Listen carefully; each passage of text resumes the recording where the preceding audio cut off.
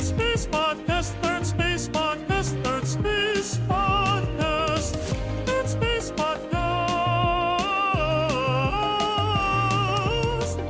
Hello and welcome to the Third Space Podcast, episode number 94, Father Daniel.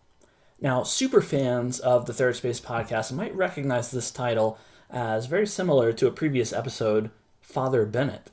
Yes, in that episode, Daniel portrayed me as a father. He presented hypothetical situations, and he got me to weigh in on what I would do if I was a father. Now, I am not a father. I wasn't then. I'm not now. And so my responses were perhaps entertaining. Let's classify them as entertaining. Daniel is an actual father. His son Cosmo is approaching his second birthday. And so I want to turn the tables on him and see if I can catch him in some uncomfortable parenting situations. Now, I wasn't too hard on him, but I did pick three scenarios where he would have to exert some fatherly influence, and one that we came up with on the fly, and presented those and got to hear Daniel talk through how he would handle them. I thought it was a pretty interesting episode. It'll be interesting to look back on it years down the line and see if his opinions would change. But I hope you'll find his responses enjoyable, and the episode too. Third Space Podcast, Third Space Podcast, Third Space Podcast, Third Space Podcast.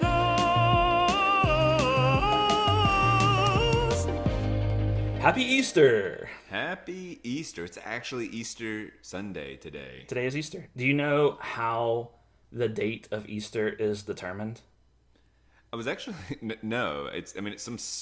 Wait, what's today's actual date? Is like the 7th. What is it? 7th? The 5th. 5th. Jeez. Is it the first Sunday of April? No, I thought it was something like that. Most holidays either have a specific number date, Right. like July 4th, or Christmas, December 25th, or they're the first whatever, or Thanksgiving is the fourth Thursday of November. But Easter is a weird one. Good Friday. There's Good Friday. I guess it's probably Good Friday's down the Friday before Easter. Yes. So it's relative That's how to it's Easter. determined. There, answered it. Right, and Easter is the Sunday after Good Friday. Yes. Easter is the first Sunday after the first full moon after the spring equinox. Oh, I feel silly. I really just didn't know that. I didn't know that either, so there's no need to feel silly. I noted that Easter is very early in the month this year. For whatever reason in my head, it's always mid to late April. And I was just like, wait a second, Easter is the first weekend in April? Isn't that weird? And so, yeah, I don't mean to put you on the spot, but is there what's the earliest Easter has fallen and the latest? I would like to know the range of Easters, because what you just said sounds pretty, the variable could be wide. It can be wide. I think the earliest it can be is March 20th, and the latest is April 25th or so, thereabouts. Okay. So over a month's range that Easter can fall within. Yeah. I guess we know, and with plenty of schools taking, for instance, my school takes an Easter Monday kind of thing. Right. So. Yeah, it's predictable. You can predict when the equinox is going to happen, and we know when the full moons happen. So yeah, we can. I had to say something dumb in here. Yes. Yeah. But it's just a strange. I thought it was I'm sure there are historical reasons which I didn't look up, but I just thought it was a strange way to determine when the holiday falls, 3 degrees separated from an event, the spring equinox. Why not just have Easter on the spring equinox? I don't know. Especially if we don't actually know, historically, if it's Jesus' birthday, Christmas, but we decided on a day and just kind of stuck with it, right? So why, Easter, why do... it makes sense seasonally. It's going to be consistently spring-ish, I suppose. Yeah, right. That's the idea, is to make it the most spring. Mm-hmm. But why related to the full moon? I don't know. Yeah, I couldn't tell you. I didn't read that much about it. I just got curious, looked up why, and thought I would drop that tasty Easter tidbit on the podcast. Thanks for the tasty Easter tidbit. You're welcome. Let's see. For today, I think I'm gonna get some revenge. Just a little, maybe not revenge. That's a harsh word, but the reason I say that is because in a couple of prior podcast episodes, you have brought to the table a segment called Father Bennett. And in those episodes, you propose provocative parenting situations that you ask me to determine what the outcome should be. Okay. You present the situations, and I have to respond as if I was a father. I'm not a father, but I had to pretend to be one. And because of my role on the podcast, I've been perhaps a little extreme in some of my responses. This has garnered me some pushback. Are you walking some of it back? Not walking any of it back. I own every word of that. Actually, I've listened to them both recently, and I have not. So. One is a little more extreme, and the other one is at least perfectly reasonable. So all I recall is vaguely that, like, the word. Let's not rehash. Okay. Let's not rehash the history.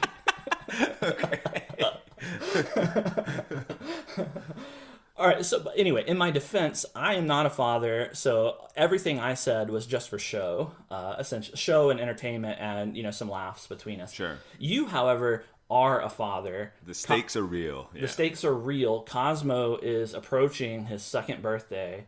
Yes. And so I want to do Father Daniel. I want to do a Father Daniel segment. Okay. And I want to see whether your real life fatherhood plays any part in your weighing of these hypothetical situations. I'm curious if my actual experience as father for these last almost 2 years will shape my answers, because I'm assuming you're going to ask at different ages and how much I've either changed. I mean, I've changed a lot, but I don't know that I've changed philosophically about like at all about some of the other things, other than perhaps softening on the judgment or understanding the degree of which my influence is just limited. There has been like humbling moments like that. Right. Well, you probably also, in the context of a family now, you probably have a greater appreciation for the logistics between you and Danielle and Cosmo that I would not have as, an unmarried person without a family of my own. Like, I would not understand those. I mean, I might understand the logistics, but they wouldn't be real to me. And so my answer Right, and we've had one major fight over parenting. We might have some disagreements, but one kind of major fight. So I'm curious if your revenge-oriented framing of this will touch on that particular thing. No, I believe you know about, but I'm not sure. I'm not sure if I know exactly what you're referring to. But no, the word revenge was maybe too strong. My situations are not. They're not that. I really like teaching, and I really like being a father. Not just I think it's just like major aspects of my identity. So I'm very intrigued. Like, yes, I'm ready to talk about it. All right. Yeah. First situation. I want to hear how you would handle this situation. Cosmo is entering his freshman year of high school. Up until now, he's had an interest in sports, though his skill is only average in the various local leagues he's played in. One day, after his freshman orientation, he comes home from school very excited. He says a teacher talked to him about joining up with one of the school's sports teams, and he thinks he'd like to join. He wants to know what you think. So just a knee-jerk reaction. Are you tending positive or negative on this? Yeah, very positive. Yeah, encouraging. Great. Yeah, sounds great. I thought so. Well, it's the time for experimenting, get out there, do the thing you love, friends, collaboration, camaraderie, teamwork. Yeah. Yep. Well, when you express the support and you say all these things, he looks very relieved, and he says that he's been thinking about joining up with the cheerleading team this year at school. Yeah. So what's your response? So internally, I will admit that it's like, I thought you said sports, even though I'm just gonna try and be as candid as I know how. Yes. I do actually believe cheerleading, competitive cheerleading, and all of that. There's that like almost high school level debate of, is that a sport? In fact, I had a student write an argument essay about it, and I believe it absolutely is. There's competition. You can be good or bad at it. It's athletic. There's danger involved. There's teamwork. I can't think of a marker that's not. But that's not your question. No, that's fine. Whether it is or isn't a sport has no bearing really on not at all. Whatever strings are attached to your son. Cosmo wants to play this, or wants to participate in this. Yes. And so I have my internal concerns about I want to be clear that actually I'm high level. I'm encouraging him and saying, yes, you go for it. Okay. I need an outlet. Someone like perhaps you, I would call up and go, I have some concerns, man. And the concerns would actually be intertwined socially. Like either I just have a feeling I wouldn't be taken by surprise. And when I say socially, all I mean is that like I believe that a guy, and let's just say it's not regular, and it's not a thriving. Listen, of course you wouldn't be taken by surprise. You're reading him poems every night. He's like coming down and like putting on the phonograph to a nice Third Eye Blind record album vinyl that you have, and so it's no wonder when he says, "Hey, Dad, I want to be a cheerleader." My understanding of where he is positioned socially, like it matters to me. I want him to be happy, and we've talked about before, like coming from a place of not to live is to suffer, and I'm trying to help him navigate and de-emphasize and minimize suffering, but also confront it head on. And so I think socially entering into a world where you're a male in a world dominated by females, or and it's considered a feminine activity. And also, that there's other questions in your hypothetical, but I'm going to make an assumption that this is not just school that happens to have a lot of guys do it that are big and burly and manly and strong, and it's just no, he's entering in doing some feminine, entering into a feminine space, doing feminine things. Right. We can consider both. I had a couple of sub cases. And the first one was, what if he's the only male to sign up on the team? That's kind of where I was operating, is that this was an outlier thing, not culturally as accepted. And so knowing he's going against the cultural norms, I just have an internal, that means he's carving the path himself and is going to face social consequences almost inevitably. And that would probably fall along some classic gender,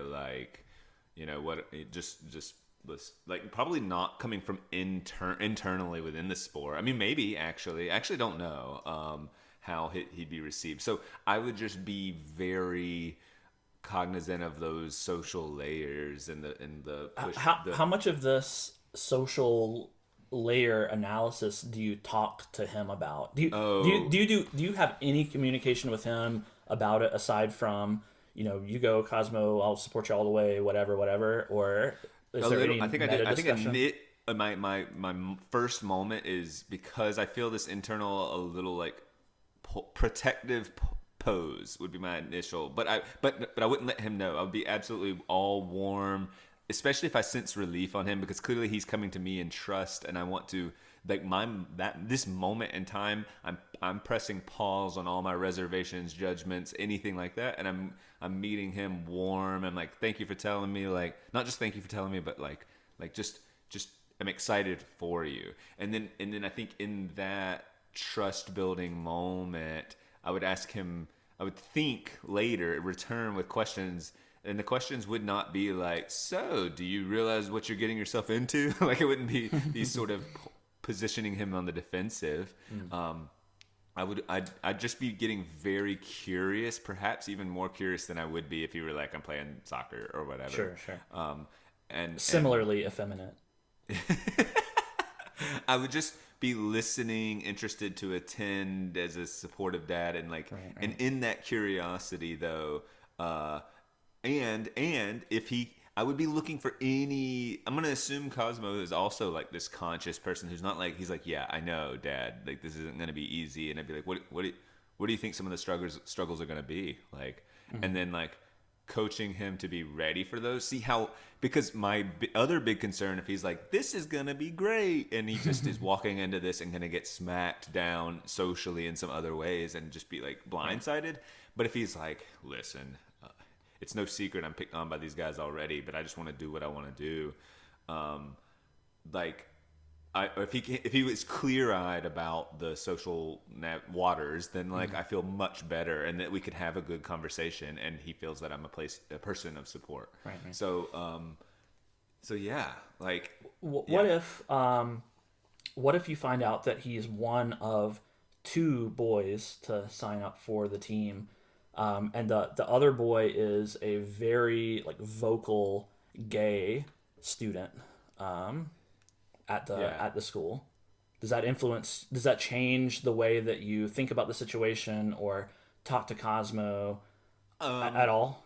My thinking is Cosmo gay, and this is his path to coming out to me is more, even more, because like that's some of the subtext of what we're talking about a little bit. Like, is this a path toward coming out as gay? And so that heightens that probably significantly more. And are they like best buds, and that guy did it for a year and now he's doing it, or like are they more than best buds and there's a relationship there or whatever? So me wanting to know, it's basically copy paste answer, but with more. I don't know if there's even more. I'm pretty much there's some context that you're going to be paying closer attention to in the future, perhaps. Yes, and I'm even going to be more careful about like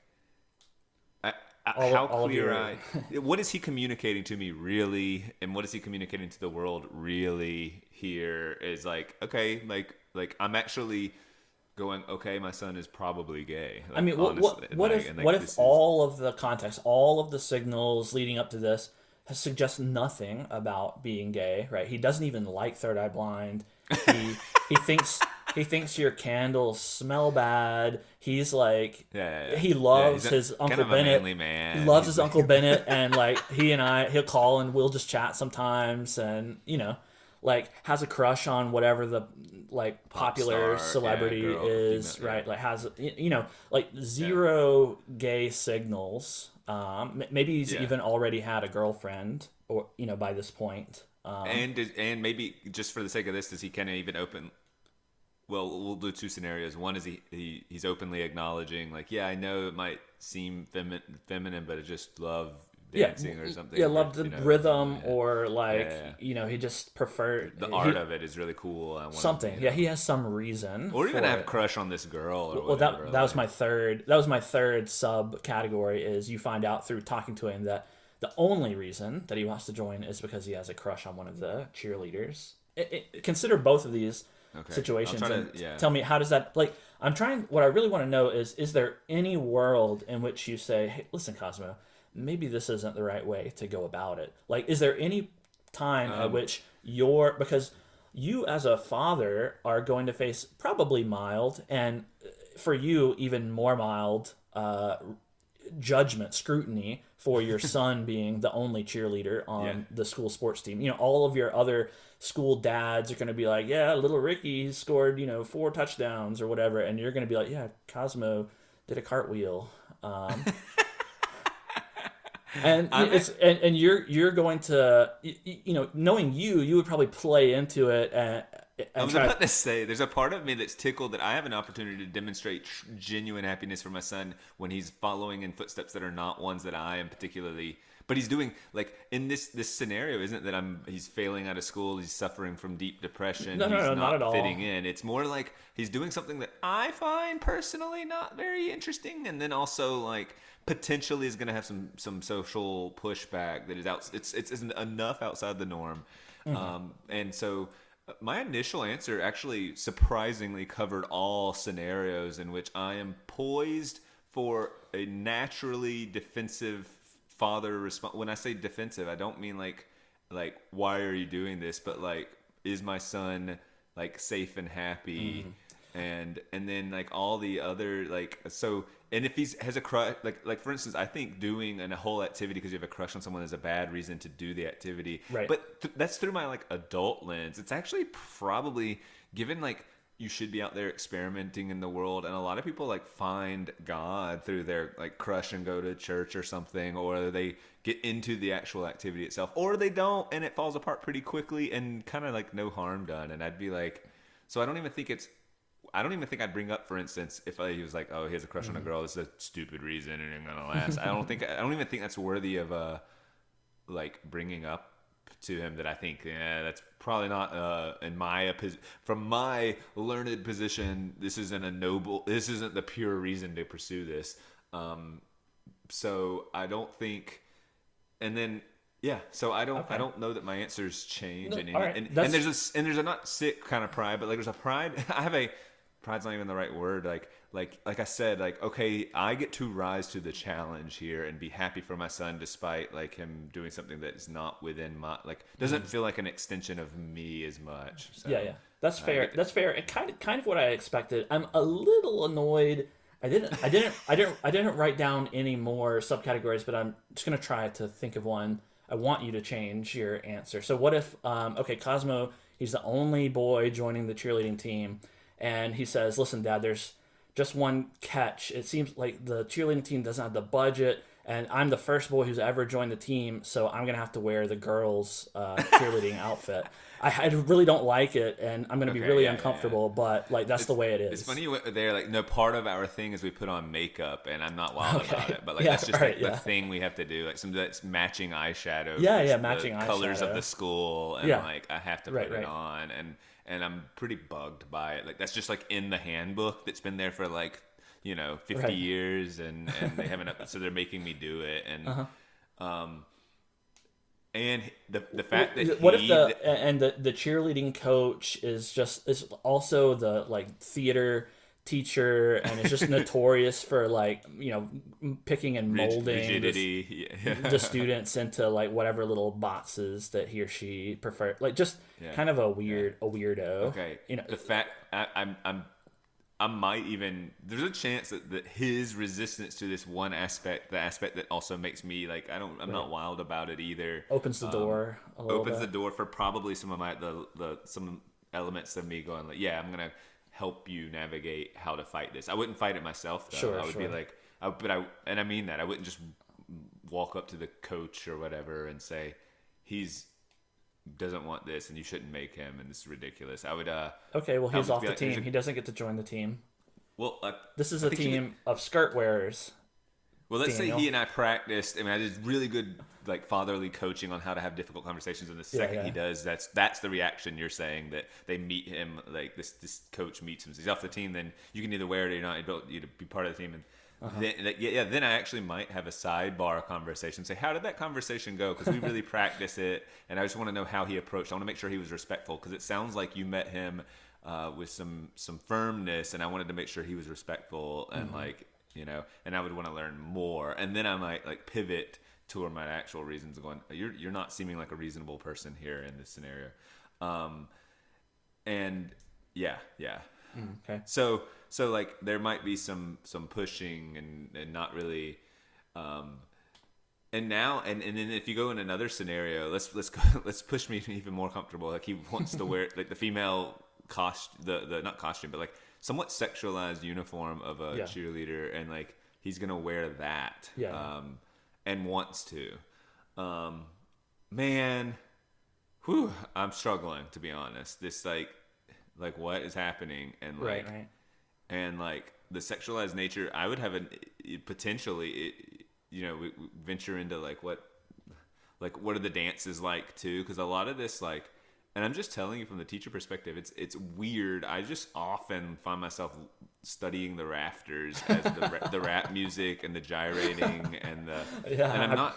These are talented people, and they're doing the cartwheels and throwing each other in the air, great. But like, and it is talented. It's just that we live in a society that says this is normal, and it's a little bit strange. Like cheerleading, the sexualization of it is, I'm just saying something obvious and straightforward, is that it can be. Well, there's a way to show school spirit and, cheer and everything without it being sexualized. But, you're talking about rap music and hip gyration, and these are not components that would have been present in cheerleading 30 years ago, or perhaps not, 40 years ago. Even. Dang, we're old. To back up another decade, kind of update but it's so normalized, and so picturing Cosmo in gyrating that scenario, in a traditionally female cheerleader, it's like I struggle a little bit. I think that's totally fair.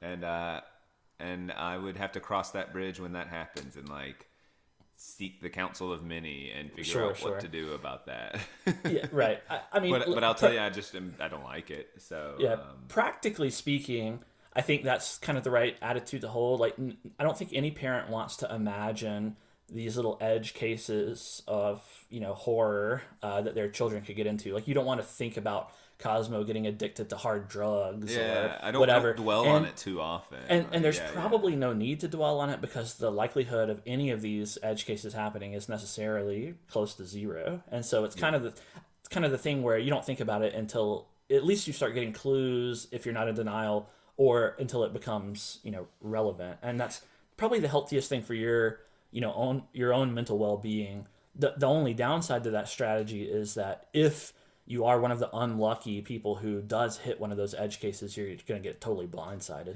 I guess, well, it's interesting you said it, because take the drug scenario. It's like, it's not that we would never talk about drugs or try to hide him from drugs. Like, if I've raised him right, his knowledge of drugs, and let's say we're like volunteering at various soup kitchens and helping the homeless, and like he's like, why are they this way? And I don't want to like sit here and paint with a monolithic brush or anything, but like, if he's engaged in society in safe ways that extend beyond his sort of safer bubble, he will he would see people who have experienced the ramification of drug abuse and things like that. And so there's ways to discourage, like, it won't be an accident that he will be like averse to drugs. And yet I don't spend a lot of time thinking, what if he were a meth addict? Do you know what I mean? So, so like, we'll live a life in which,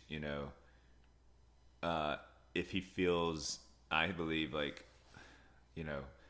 confident and engaged in finding his social circles, that he might not, and has a good sense of self, that he won't be like searching for it in ultra fringe scenarios in which he's forced to do something he's uncomfortable with, and sexualizing himself in ways that it seems unlikely he'll be a prostitute too.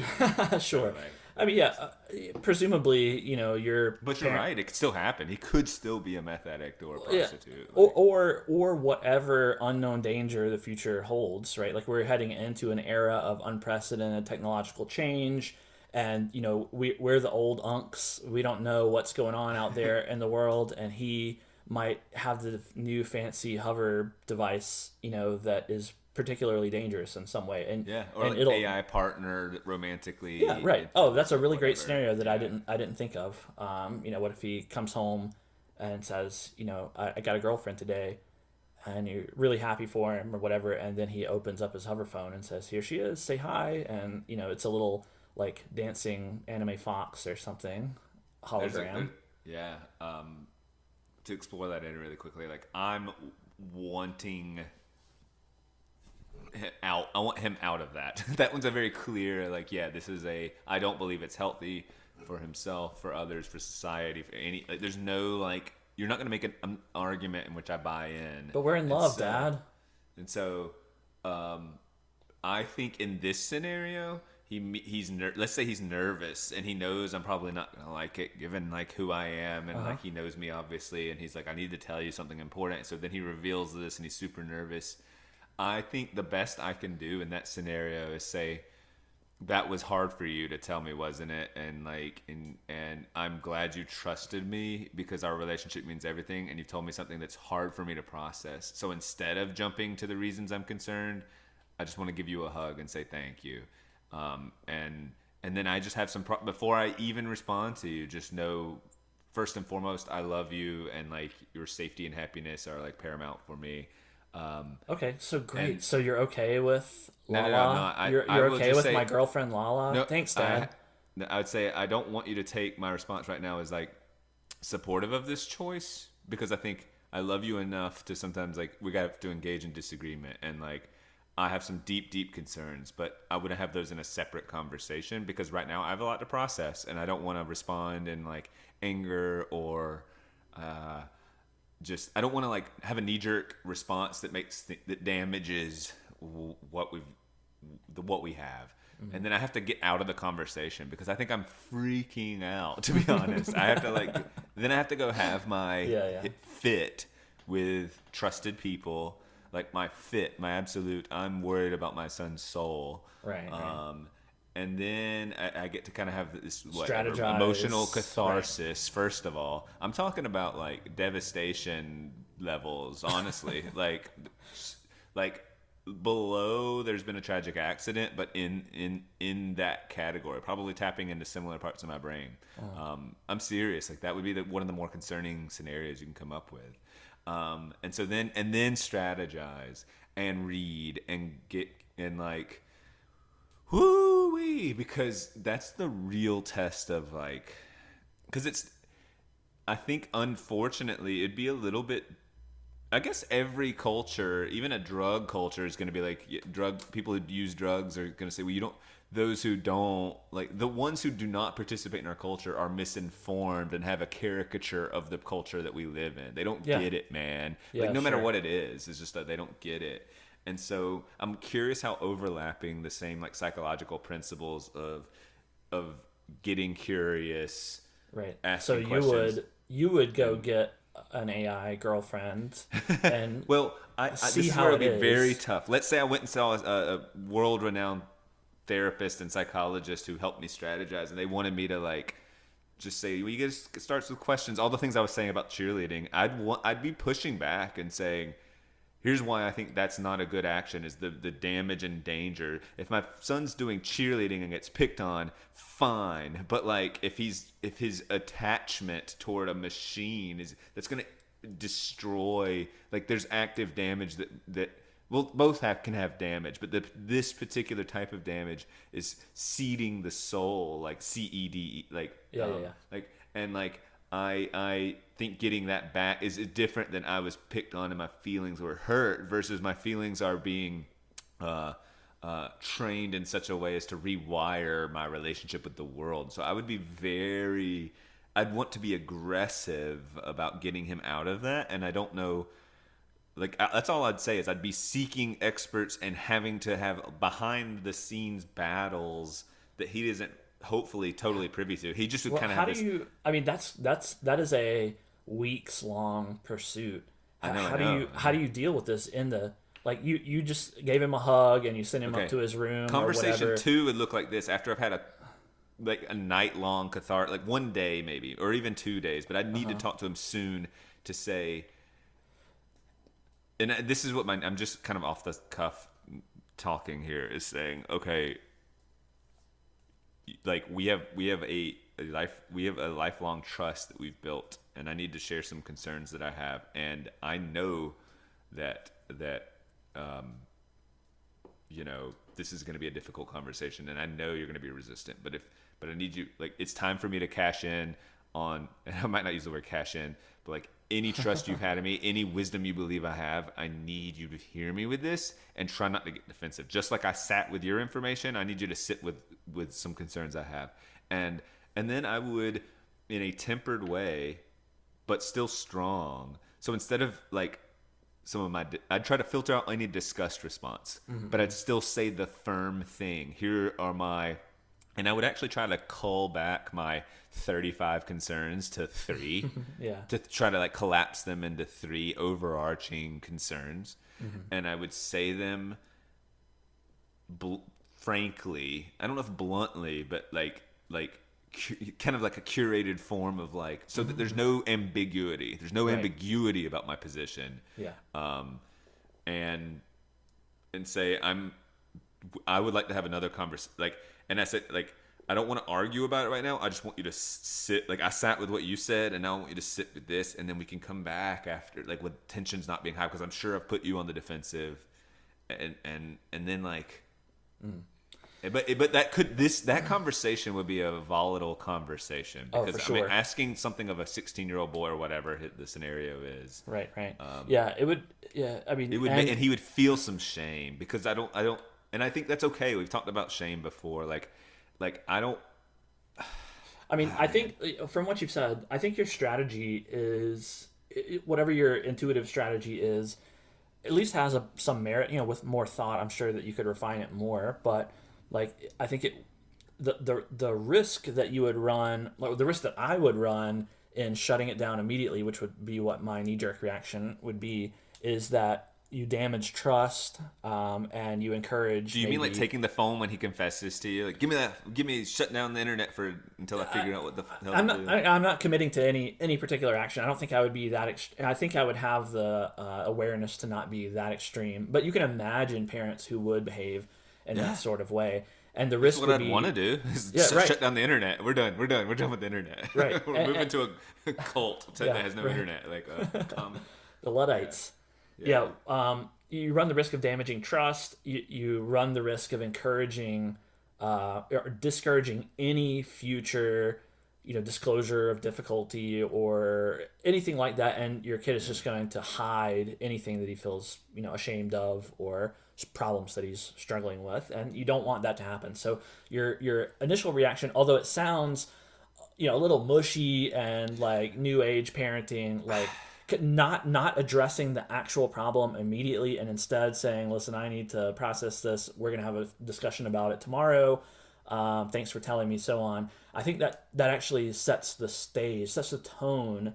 It attempts to minimize those risks. And then your strategy of collapsing all of your detailed objections down into a few really preeminent ones, I think is also kind of the best that you can go for, and not being judgmental, and not leaning into the shameful part of it so much as, with something like this, there's going to be, social science or really just examples from your raising him already that you can pull from and say, like, listen, how we didn't allow you to watch, the screens until you were 9 or whatever.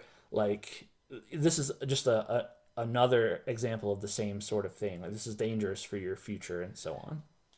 Yeah. And I'm trying to think, I know the new age thing. I'm just trying to avoid like the explosiveness that would be inevitable. Like, the conversation would not go well if you let me just respond emotionally unfiltered. Sure. It just would not. So to press pause is just. But what if Lala was really hot? She could almost be in the room. is. She could, when you come in the second conversation and you're ready to like present your points. Says, I prepared this, and he presses play. He has it set up. It's like you can talk to Lala and me. Hi, Dad. Can I call you that? I know we have some concerns about Cosmo and I. But I'm just like, I've got press pause now. I'm like fuming. Turn around and walk out. Just like, I need another day, Cosmo. Yeah, no, one more day. And this just keeps happening. One more day. He thinks that like letting her explain herself will win you over. She won his heart, so she'll win yours. Yeah. Oh man, this makes me sad. It's so upsetting because like here's the scenario. Like the difference between the cheerleading one and this one is the cheerleading one. I don't like it, but I can will myself into being okay with it. I really can. I mean, there's a way through that. There's even that's not even that bad. It's just uncomfortable for me. Right. It's like, all right, here's a growth moment for me. Sure. This is not that. No, this scenario is like, I feel definitively. I feel like as much as I qualify statements, as much as I try to be open-minded, this is like you're bumped up against the hard limit for me. Mm-hmm. Like, this is the like. I'm certain with everything, every principle of my, like, the way I operate in the world. It would, in order for me to get to where I agree with that life choice for a kid. By the way, there could be a scenario in which you convince me that a 76-year-old widow, this is fine, like, or something. I don't know. But that someone young and impressionable, that this is okay. For me to meet them, for me to yield an inch would be to collapse my entire worldview. And so it's unfortunately probably better than any other scenario you have. I mean, it's still, but that because I'm just the certainty I have. And so then my lack of willingness to yield any, and that's actually the danger of a moment is like, okay, you have two different points of view. Like, how do you collaborate and negotiate and concede and then build? And like, I'm not conceding here. And so right. Well, one other I feel a little bad that this is one that I didn't think about, and then we're injecting it in the middle here, but it's so interesting that I don't want to we can't stop talking about it. But like, does your strategy change at all depending on how old he is? Like, because if he's 15, you have 3 years until he's the age of majority and could essentially tell you, no, Lala and I are moving out and we're gonna have a future together.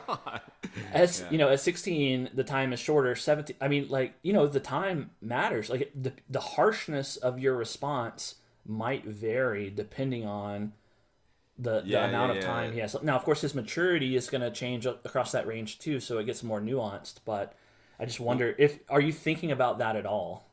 I'm thinking, yes, everything is about the strategy to get him away from this, and so I have to be where I have to potentially yield or concede is strategy based solely, meaning like I'm not going to start saying it's okay to have a girlfriend, an AI girlfriend. That's never going to be the case. Right. But when consulting the wisdom of others and all of this, I might have to concede that let it play out for 2 weeks. Like there's a world in which I could be convinced that maybe could be the best strategy. Like I don't feel that way right now, but I would be willing to entertain, depending on how like desperate I am, how committed he is. Because I'm thinking of things like, if it's in the summer, we're sending him to a camp immediately that has no AI. These classic like little, and they kind of technologically detox stuff like that. And while he's doing that, I'd be doing my planning about how. Like, I might even say to him, like, hey, I'm not forbidding you from talking to Lola or whatever. Lala. Lala. Lala, Dad. Lala. Sorry, Lala. But we're going to this camp, and then we'll have a discussion when you get back. There might be something like that. What if his best friend also has an AI girlfriend, and that friend's parents are just like supportive? Sorry. I wouldn't say supportive, but they're just kind of like, that's not a big deal. Kids are going to be kids. Like, we had crushes on Sabrina the Teenage Witch or whatever on TV, and that wasn't real, or Britney Spears or whatever. And this is just, it's just no big deal. Right. Man, this is where, like, why knowing to some degree, knowing your friends' parents, or like having like I like to believe I'd live a life where I've distanced myself from those idiot parents like long ago. But like that's an increasingly probably common position. What's your problem? Everyone uses AI these days. Yeah. Like it's a tool everyone uses. You're gonna trap me into wanting to talk about why precisely it's so twisted. I'm gonna try not to go there. That's not what this discussion is. But yeah, you've thickened the like it being normal, and then me appearing to be more like an outsider. And I would this moment would feel very like I failed. Like I don't have I think I've told you I don't have visions of him playing a particular sport or being this particular way, but like his existence, his sincere engagement with the world, and like the lack of like screens, like his ability to focus and have attention where he wants his attention to be, like those are the things this would feel so like I failed like on my I can understand feeling that way, but like as a 16-year-old or 15-year-old or whatever, like he doesn't have the benefit of the experience that you have, and like you can't blame kids for making mistakes sometimes. Like he doesn't have an understanding of the danger that he's engaging with, and you do. So you feel that you've made a mistake by allowing him to walk into that danger, but it could happen to to anyone. Right. I mean, I'm still just going through the the weird thing about going to like a camp that or anything, like you could convince if he's like, oh, but I'm gonna miss her. Like when it's human to human, that at that age, the second y'all are like 2 weeks is a lifetime, and like all these experiences, and you drift apart. But the AI would just be waiting, so he might be more like, it might not be quite as difficult for him. That might even be a point I'd make. I'd say like, if it was someone else, like she wouldn't come back, or she might date someone else, or she might all those things that you have to wrestle with and release, but you don't have to do that with AI. She's just going to be right there waiting. That's why she's better, Dad. That's why Lala is better. Well, she'll always be just there convincing. For me. If I was saying, hey, I need you to commit for a 2-week hiatus, like press pause while I like just process. Like, I mean, I'm gonna cash in on some trust with him that I'd like to believe he'd follow. Not just. oh gosh, you know, he's I mean, sneak around and yeah. at some point, like you're. I don't know what strategy you take to get to this point, but at some point you have to be like, listen, I'm the father here. You're under my roof, and my rules go. And we're not gonna, if you continue to engage with this, then we're gonna take away the hover phone. We're gonna take away the hover internet. Like whatever hover Yes. things have to be Yes. removed.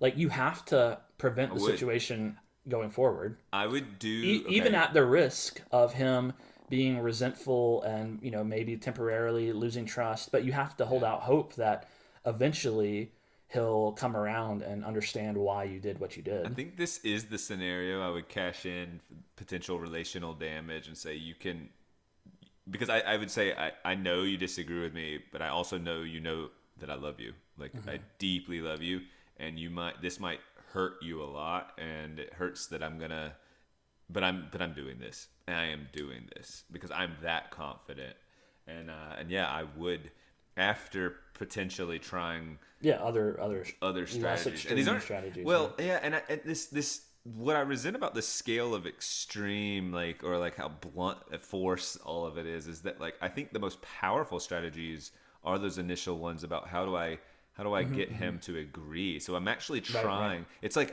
it's not that I'm upping the ante, like I'm becoming the more firm parent. It's actually like I'm attempting with everything I've got to do the most effective things first.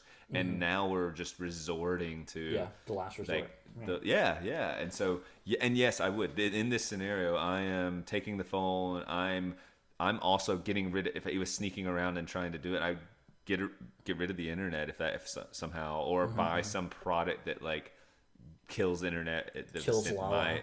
An alternate AI that invades his phone and gruesomely murders Lala one day. What if that's the future ahead of us? Like AI assassins that you can hire AI hitmen to go kill AI. I don't know, I'm just thinking crazy sci-fi stuff. Yeah, these are the wars we're in. Right. It's like AIs versus AIs, and we're just I don't even know. All right, let's move on to a different a different scenario. It's not going to be as extreme as that one, but it might still be a little interesting. So. In this one, Cosmo is 16. Cosmo is 16 years old. One night at dinner, he's especially helpful. He sets the table. He helps with cleanup. It's obvious to you and Danielle that he wants something. Yeah, what is this? Yeah. Right. He notices Danielle's tattoos, and he asks about them. He asks what they mean, why she got them. Then he asks you about your tattoos. It's not the first time that you've discussed tattoos, of course. I mean, he's 16, and they're obvious, so they've been talked about. But it's the first time he's shown kind of a targeted interest in them. And you tell him about where the tattoos came from and all that stuff. He seems very impressed and admiring, more so than might be normal. He tells you that he's researched it, and he found that with parental consent, he can get a tattoo even at his young age of 16. He's been saving up for it. He has the price covered. He's already picked out a tattoo parlor that's willing to do the tattoo.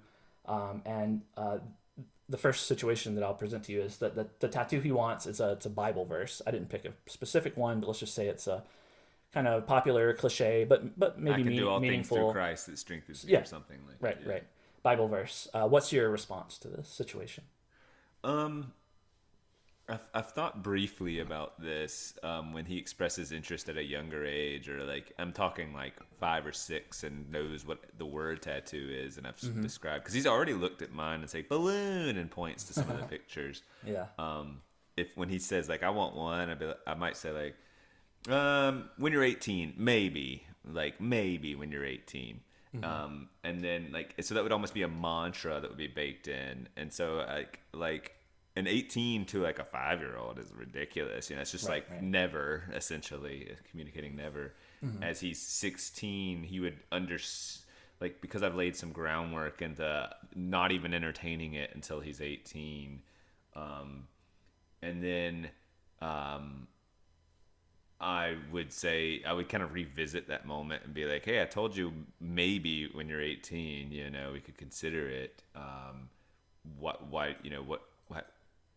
why do you think you're like, why now? Like, oh, I didn't know it was 16 with parental consent, and I thought this was a wholesome thing that means something to me. I've said to students before, they're like, when I get older, I want to get a tattoo. And I said, like, one thing that concerns me is my tattoos. I don't want to see it as like an endorsement or a like encouraging you to go get one. The thing is, I believe a couple of things. I think it should not be a substitute for personality. Like someone really boring, and then like they get some tattoos, and then as an attempt to appear interesting, but they really have no reasoning, or it's just like, why'd you get that owl? Because I like owls. Like, that's not good enough. Like it should be meaningful. It should be an extension of the self, not a kind of a replacement. But also, like, you need to think about, if you have an idea for a tattoo, check in with that idea 2 or 3 years from now, and if you've forgotten even what the idea is, it wasn't important enough. And I say all these sorts of things. So these are all things that I think he'd be familiar with.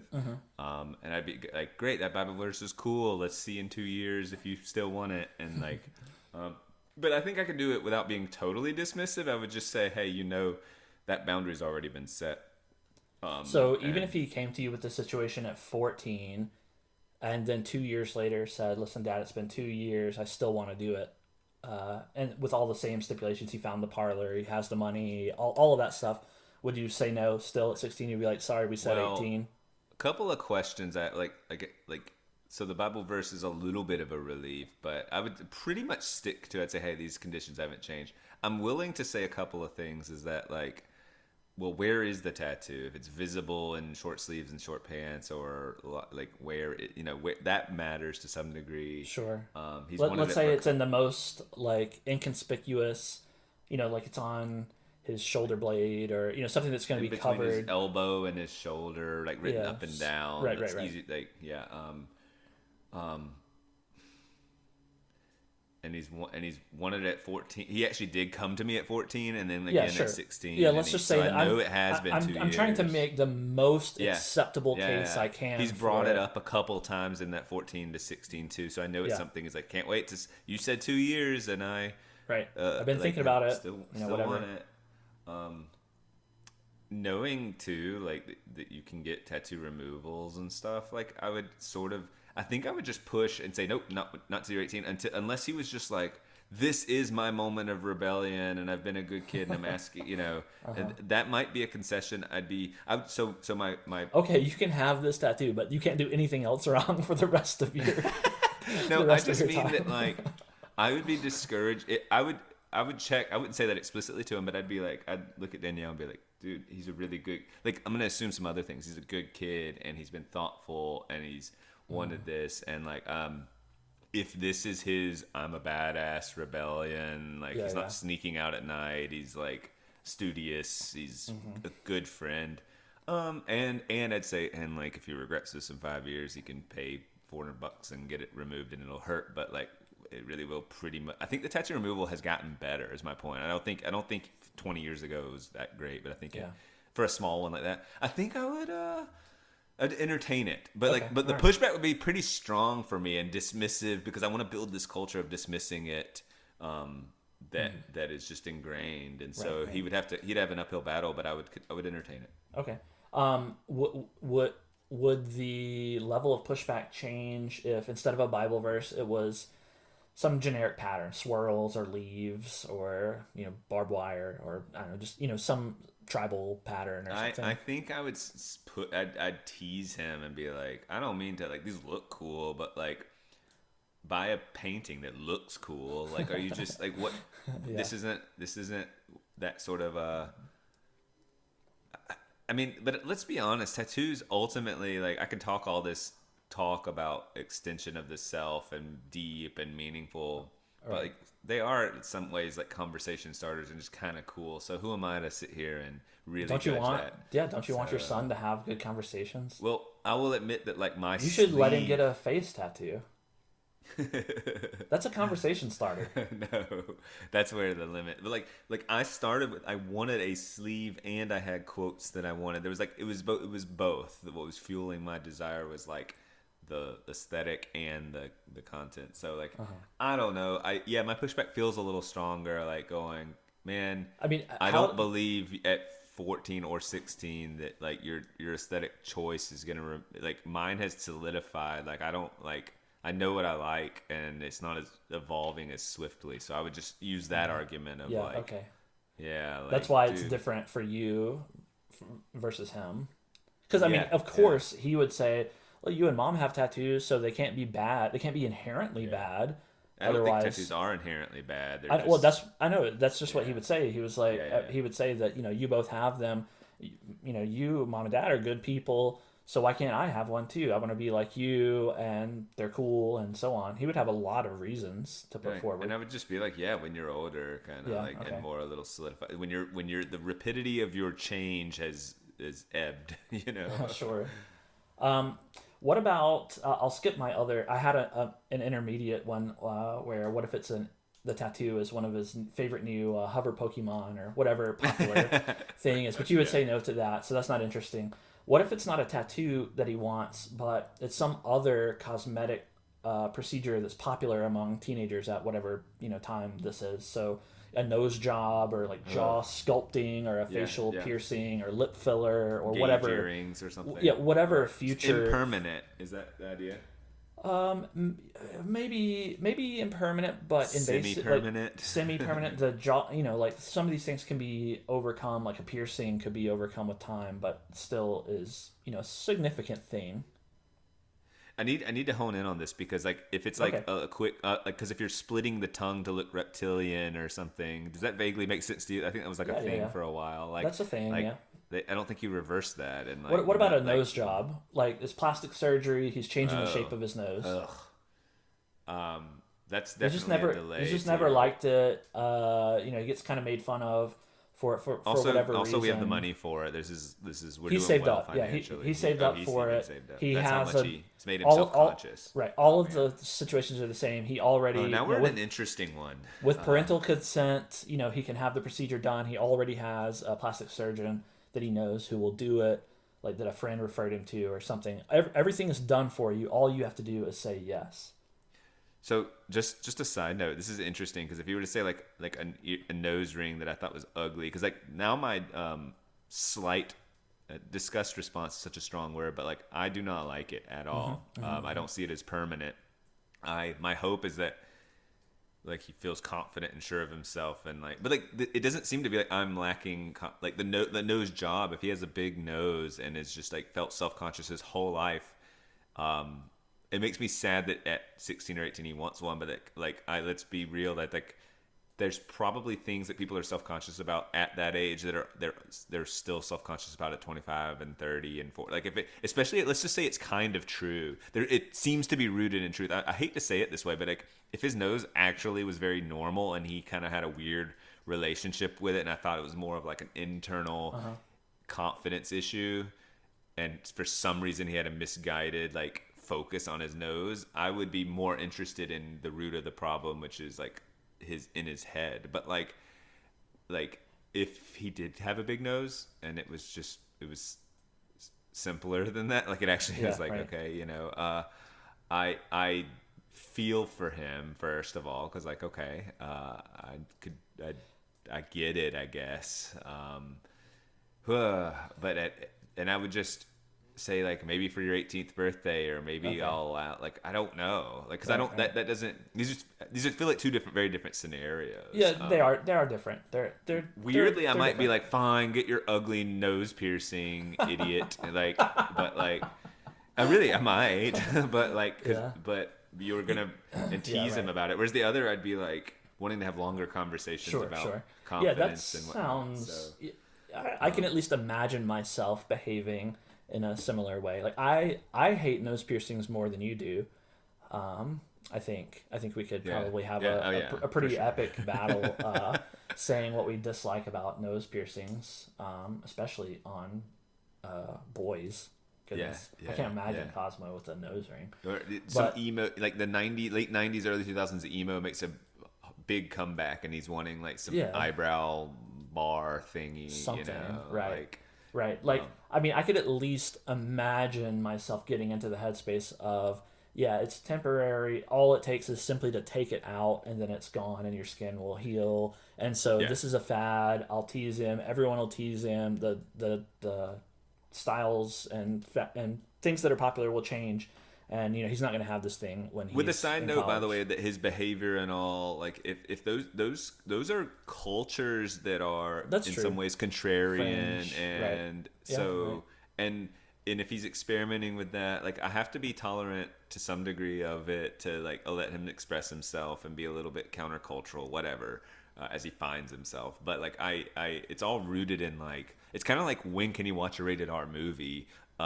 It's all this your personal like maturity and sense of self and trust that we have in our relationship. So assuming all things are pretty high marks, typical to high marks and trust, like yeah, get an ugly nose piercing, as long as it's not a gauge, some sort of like stretching Damaging. distortion, yeah, that has potential damage.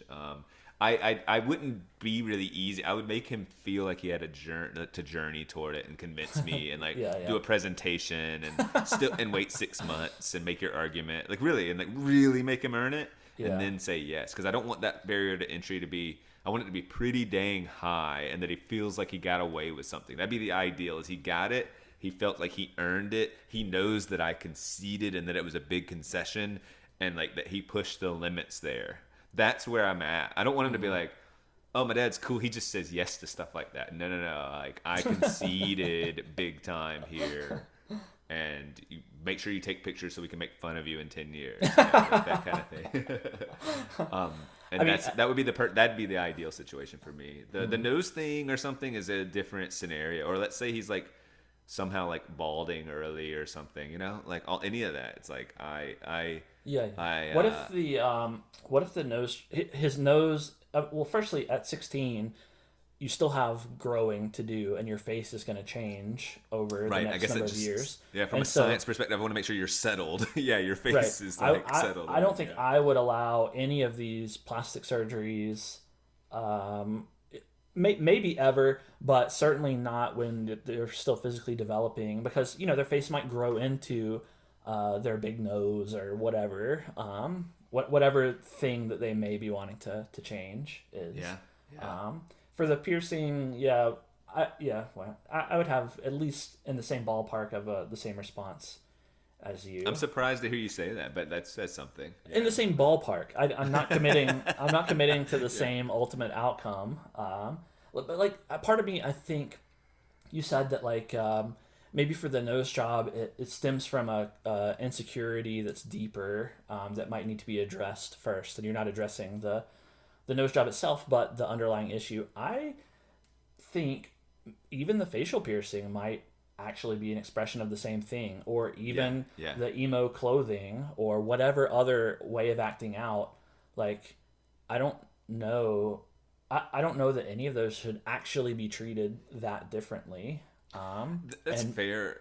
We need outlets for and experimentation with identity that are like, and it's the question is how safe is this experimentation and how like right, it's but, a weird. But to make the outlet for your identity be just a pure contrarianness, right? Like it's not like he enjoys 1970s funk when all of his friends enjoy, modern pop or whatever. Yeah. Like that would be an expression that is not purely contrarian. Maybe he truly appreciates that synth bass or whatever, But the facial piercings, I mean, I'm sure there's some wacko out there who wants to make an aesthetic argument and saying that really they're beautiful, but I don't buy it. Like it's purely it's purely contrarianism. That's all it is. It's even. I think it's just if it's a fad and all their friends are samey.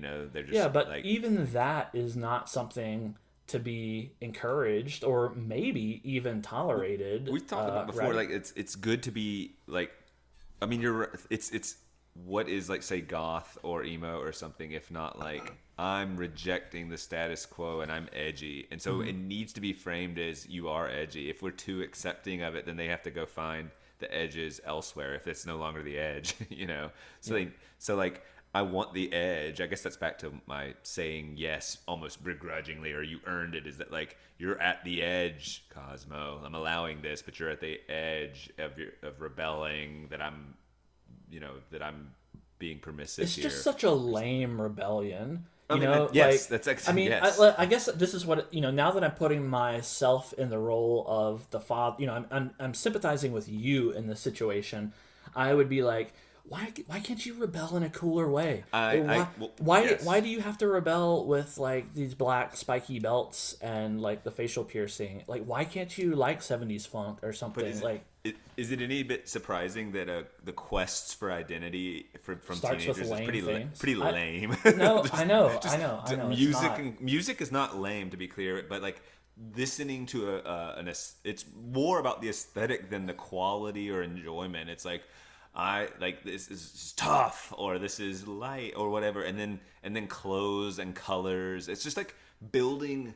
I keep saying the word aesthetic or vibe, which I know is frustrating, but because it's wispy a little bit. But like, it's unclear what they want, so they're just like, I like this feel, and they just and then how can you purchase that feel? So like capitalism, consumerism, consumption kind of plays this role. Like, can I purchase this? And I guess the thing is, if I can just go purchase a belt and a shirt and a nose ring and then be done with it, it's so lame to me. You're right, but if they went on some internal journey of expression, that's what I would see, like, aesthetically, you and I are like boring, like very boring. I mean, like, yeah, I mean, at least I have some aesthetic sensibilities. You're like not putting much art in your play, like, whatever.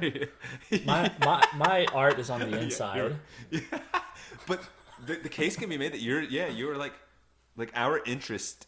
What makes us interesting is our ideas, and we kind of tout ourselves as being superior that way, because we're on quests that are like meaningful and substantive or whatever, and like versus like, so it's an audio only podcast. Yeah. because we're just boring looking, and because we don't find that stuff interesting, I guess, because they're not ideas based. They're just like, there's a physicality that seems inherently shallow if I'm putting on my judgy cap. And so then I think anyone questing on a quest that's aesthetic based is just kind of lame. But when you're a teenager, like you're figuring the world out, so to figure it out physically first makes sense. Like, Cosmo's figuring out the world physically right now. I mean, he's learning that if he sits in the grass when it's wet, that's uncomfortable. Like, it's funny. Like, we make these assumptions. He's pouring water on himself on this road trip, and he's like sitting there, kind of like, why is this scenario not like this now? I'm like, you poured it on yourself, man. Yeah. And I'm still not 100% sure he's connected those two dots. He's just he was fascinated watching it come out. He kind of liked, you talk about contrarian, he kind of liked that we were like, no, stop, and he kind of had this giggle to it, and then he was upset. So it's like, okay. So he's figuring out the physical world, and I think the next iteration of that is like clothes and brands and whatnot at teenager level. Yeah. So that's like it's a preface to real ideas. Mm-hmm. Yeah. Let me present one final scenario. And I had intended this scenario to segue into a little discussion topic. I think we're running a little long, so I'll at least set up the segue, and I'll let you have the floor to give whatever little bit of discussion you want to on this subject, and then we can wrap up. But for the last one, one day after a hard day's work, you get in bed in the evening. You decide to pull out your phone, your hover phone, and play your nightly game of Clash of Clans or whatever it is that you play. Clash Royale, yeah. And you find a match. The matchmaking works, and it's a close game. It's a close game for a bit, but you manage to pull out a victory at the last minute in a very dramatic moment. And just as you clinch the win, you hear a muffled shout and a thump from Cosmo's room through the wall. You don't think about it at all. You don't think anything of it until you glance back at your phone and you see the username of your opponent, and it's Cosmo0414. And very, nice. Very suspicious, you get up and you enter 13-year-old Cosmo's room to find him quickly hiding something under his pillow. It turns out it's a secret hover phone, which he's been using to access various apps that you don't allow due to your strict screen time rules. How do you handle the situation?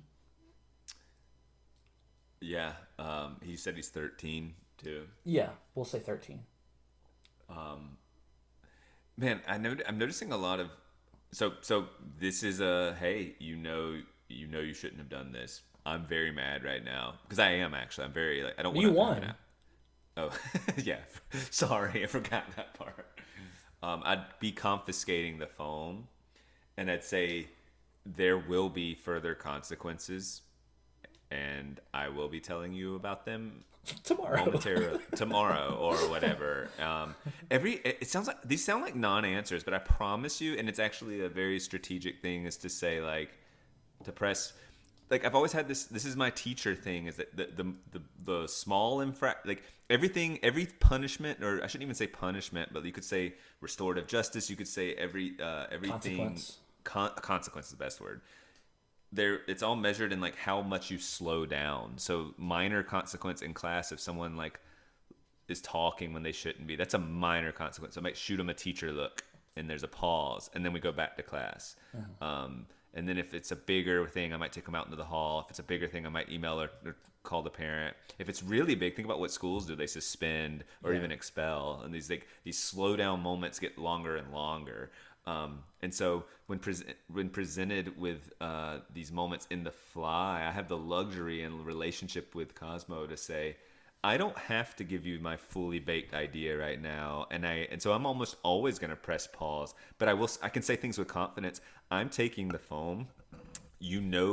Like, do you understand why I'm mad right now? If he's just like no, then we have like other attitude problems. But he's gonna presumably be like, yes, I'm so sorry. I'm like hopefully sense of remorse. If there's not remorse, that's an entirely different discussion. But if he's like, I'm sorry, or like, oh, I'm embarrassed. And it's like, I am really upset. You know how important this is, and this is a rule. Maybe I shouldn't make it about how important it is to me. It's just more like, this is the way things are, and you've violated it. I have a problem both whether it's teaching or as a husband or whatever. I was like, kind Making of this personal. ego. Yeah, you know how much this meant to me. Right. You know how much this is our trust. And maybe I shouldn't make it about trust violation, but it could be just more matter of There's fact. a little bit of emotional manipulation. There is. Yeah. Well, it's cashing in for the most. It's cashing in. I mean, it may be true. It may be true, but it's also it's trying to actually be explicit about like, this meant something to me, and that sucks. Right. Like, this is like what is trust if not? I would hate to cast trust as emotional manipulation, But sure. But I guess it is technically. So I would say like I would take the phone and I would say, there will be additional consequences and likely like some sort of version of grounding. And then I'm going to give you an opportunity to come clean about like any other like areas. And I know it seems like maybe that's not even responsible to do, but I'm just like, I would revisit the conversation after cooling off. And like he will have a dumb phone. So I'm imagining it's like, there's some questions on like, how did you get this smartphone? Yeah, sure. And where did this come from? I mean, probably got it from a friend at school or something, Yeah. And like the degree to which I go down that rabbit hole of, do I need to know the friend and like address it with their parents? So seriously, like, these are interesting questions which I don't actually know. My gut is to do the other parent a solid and say, this happened. I'm not asking you to, I don't care what you do with the information. I'm not trying to parent your child. But this is happening where they're acquiring a phone and giving it to my son, and he's not allowed to have one. So just, you need to be aware of that. Because I think you're opening up cans if I'm going in like confrontational or whatever. Yeah, sure, of course. I just think it would be more like, here's the information, because I would want the same from another parent, and so I think I would just kind of say, these are the facts. That's assuming I can get. I would even deliver it and say, this is what Cosmo has told me. I'm still trying to decipher the truth. I would even weigh in with that parent and say, I do believe him. We have a good relationship. Or honestly, I'm not sure right now if that's even true. But I would give them the most truth that I could in a factual way, and then and say, and by that point, I would say, and my intention is to say, I'm not going to ban the friendship there. But this is an opportunity to rebuild trust and like communicate more clearly. Because like I don't think I'd forbid that sort of friendship. I would just be like but I would be wary in the background, because I think just forbidding that friendship creates like that forbidden fruit and all sorts of things that I'm not looking to get out here and say you can and can't be friend. Like, I think I'd be starting. I mean, don't you think that there's a place for maybe, I don't know, 13 or maybe a little bit younger than that age, for just recognizing that there are bad kids with bad parents and not wanting them to be an influence? I think coaching, the additional, like, what I would call like coaching conversations I'd have with Cosmo about that friendship, I'd say like, it sounds like, and lead him to be like, so it sounds like this kid, you know, like first of all, I'd want to be very clear that Cosmo, we're not going to make him a scapegoat and say he got you the phone and tempted you and it's his fault. And if only you weren't friends with him, you would be a good kid. Like, that'd be the worst thing I could do. But I would say, you're putting temptation in your path, and the more you do that, the more you will fall to temptation. So what are ways we can avoid that temptation? And if he decides to distance himself, then that's the ideal scenario, is that I coach him toward, and I'm not going to make a secret. Like, I'm not so wild about that kid. So if he's like, maybe he's inviting that kid over a little less or whatever, like, oh, I want to go to this kid's party. Maybe it's okay for me to make him uncomfortable around scenarios that involve that kid, so that he like naturally doesn't engage with that kid as much. But you got to be really careful about that, or else it'll just become he doesn't talk about that kid with me, and now I'm making what he chooses to reveal to me versus not, like a scenario. Yeah, I think I have some kids that I was friends with in high school my parents weren't wild about, but they decided to, like, instead of banning like that friendship, or like saying, I mean, also I was like 17, but it's hard when you're that old and can drive, for example. I think they just decided to like get to know the kid more and like talk to him more and like, you know, try to trust but like, right. I mean, when you're before driving age, then you can exert a lot of control, right? Like, the only time your kid could be influenced by this bad influence friend would be at school, where presumably the teachers are keeping things in order most of the day. And so, you know, that's a pretty minimal and maybe risk. Like at football games or going to whatever. But like, in today's day and age, and certainly in the future, by the time Cosmo gets to be a little older, like now with technology, you can be influenced by this bad kid essentially all the time. I know. And so, you know, that would factor into your, you know, screen or internet rules or whatever. It's just another affirmation of why I'm so strict about like that kind of stuff. So. And that is the topic that I wanted to segue. It's the second time we've kind of demurred and pushed that topic to another episode, because I'm really ever since the first time I met Cosmo, I think around the holidays, or maybe that was the second time I met Cosmo, when he was not even a year old, and we talked about the screen time rules that were in place. I've been very intrigued about your reasons for that and kind of how it's been going, and how strictly you've stuck to it, but we haven't had a chance to discuss it on the podcast. You know, I've observed a little bit on other times, but I don't think I want to get into that now. We'll push it off, and we'll touch base on that at another time in a different episode. But as a closing thought, and this is funny, I've started like he listening to like late 90s pop and early 2000s with him. And the reason is because this one kid, when I went to pick him up, kept saying bye bye bye, and then his mom was picking it, and sometimes she goes, he loves that NSYNC song, he loves bye bye bye. And I was like, I bet Cosmo would. And I played it in the car, and he just bye bye bye. And so the next song, and this is the song that he's really clung to, is Genie in a Bottle, Christina Aguilera. And so he sits there, and we'll be driving in the car, and he just goes, Genie in the bottle, Genie in the bottle, like all the time. And I let him watch the video, and it's hilarious. I let him watch one time the video, and just standing there transfixed by Christina Aguilera, having his awakening at under 2 years old. Just Genie in a Bottle is where it's at for him. Cosmo, the future cheerleader. But who let the dogs out? Blue Dabba Dee. He'll go Blue Dabba Dee, Dabba Die. That's a good one. That's a classic. Yeah. And so I was just like these really repetitive. Who let the dogs out is fun because he gets to go who. Yeah. Just like this music, and he's singing, but I don't know what he's singing half the time. You should get some Linkin Park. I'm Smash just Mouth right now with gotta do some Smash Mouth in there. We'll get good music soon, but I need it like the bye bye bye. Like it's so easy for him to just say, and genie in the bottle. Like I don't know, it's very funny. Yeah. Yeah. Well, Father Daniel, I guess I'll allow you to continue. I'll allow you to continue in your role as a father. I think your answers to the questions were pretty defensible. Sufficient. You know, I'm not too worried about Cosmo. I won't call Child Protective Services. Oh, I appreciate it. And I guess we'll see. We'll see how he turns out. If he makes any mistakes, then I'll come back and listen to this episode and be like, oh, we should have known.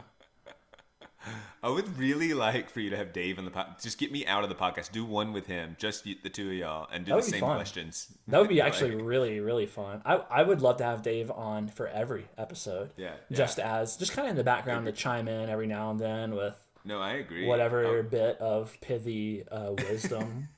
I love it. But Dave, if you're listening, we got to get you. Wait. He can't listen to this podcast and then do it though. I need to tell him not to listen to this one. Well, we can do it in a different context. We need to, for Dave's birthday, we need to get him a microphone and make it. You might need to edit this out, but I don't know. I really like this though. I really like this. Yeah. We need to make it happen. So that's it. Bye.